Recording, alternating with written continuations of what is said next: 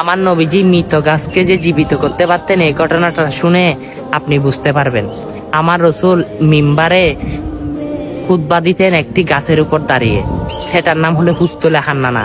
তখন নতুন মিনজা পাকা হওয়াতে আমার রসুল সেই হুস্তলে হান্নানাকে ফেলে নতুন মিম্বারে খুতবা দিতেছে।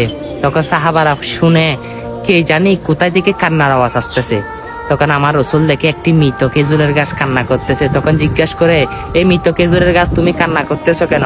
তখন মৃত খেজুরের গাছ বলে, ইয়া রাসূলুল্লাহ, আপনার পিঠ মোবারকের সাথে লাগিয়ে আমি সবসময় খুতবা শুনতাম। এখন নতুন মিম্বার ফাঁকা হওয়াতে আপনি আমাকে তুলে ফেলে দিছেন, তাই আমি মৃত গাছ কান্না করতেছি। তখন আমার রসুল বলে, তুমি কান্না করিও না, আমি দোয়া করে দিই, তুমি মৃত গাছ জীবিত হয়ে যাবে। তখন মৃত গাছ বলে, হে দোয়া আমি চাই না।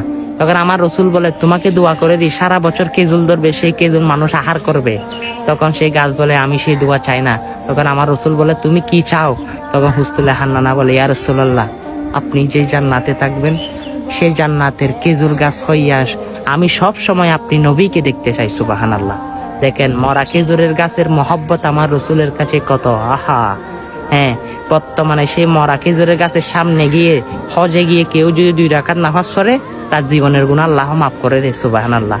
ভিডিওটা শেয়ার করতে বলবেন না। আমিন।